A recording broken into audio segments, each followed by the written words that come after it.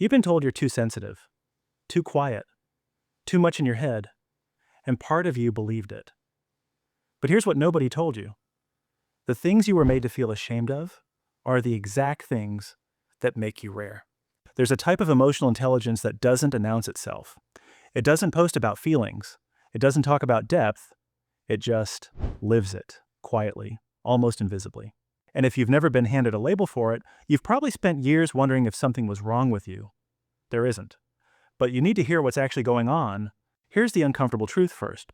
Most people with genuinely high emotional intelligence spend the majority of their lives hiding it.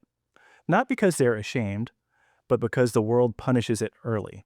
You felt too much as a child, so you learned to feel in private. You saw through people too quickly, so you learned to stay quiet about it. You absorbed the emotions in a room before anyone else even noticed the shift. And that exhausted you, so you learned to leave early. Over time, hiding became your default. Not weakness, strategy. But here's the cognitive turn you need to sit with. The hiding didn't kill the intelligence, it buried it under performance. And now you're running on a version of yourself that's smaller than the real one. These are the 4 signs it's still there. Still alive? Still shaping everything you do? Sign 1. You feel the shift in a room before it's spoken. Someone walks in carrying tension. Nobody says a word, but you felt it. Before the door closed. That's not anxiety. That's somatic empathy. Your nervous system is wired to read emotional data that most people's brains filter out entirely. Psychologists call it affective attunement. You didn't learn it. You were built with it. Sign 2. You think in layers, not reactions. Someone says something that hurts you. Your first instinct isn't to fire back, it's to ask why. Why do they say that? What are they carrying? What wound just spoke? This isn't weakness. This is what neuroscientists call mentalizing. The ability to hold your own emotional state while simultaneously modeling someone else's. It's one of the rarest cognitive skills a human can have, and you do it automatically, without credit. Stop. Because here's where most people miss it. You've probably called this overthinking. You've probably told yourself to stop analyzing everything. You've probably wished you could just react like everyone else.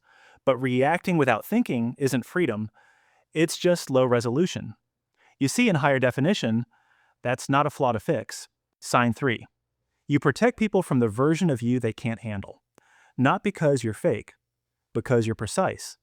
You know which parts of you will overwhelm them, which truths will break the conversation, which emotions are too loud for that particular room. So you calibrate, you edit, you soften the signal. Psychology calls this emotional regulation as social intelligence. You're not hiding yourself. You're reading the bandwidth of the connection and transmitting accordingly. Most people never develop that skill. They just flood. Sign 4. Dishonesty physically bothers you, not morally, physically. When someone lies to you, even a small social lie, your body registers it before your mind names it. A tightness, a slight pull away, something that doesn't settle. This is called somatic congruence detection. Your system cross-references verbal cues, micro-expressions, tone, timing, and body language simultaneously. You're not paranoid. You're processing more signal than most people receive. Here's the part that might sting a little. That same ability to detect dishonesty in others, it makes you brutal with yourself. You can't tolerate your own self-deception. You can't justify your own bad behavior for long.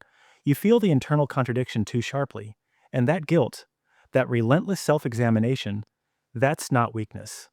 That's a high EQ turning inward. Most people never examine themselves at that depth. You do it every single day. The question was never what's wrong with you. The question is, what will you do now that you finally know what you are?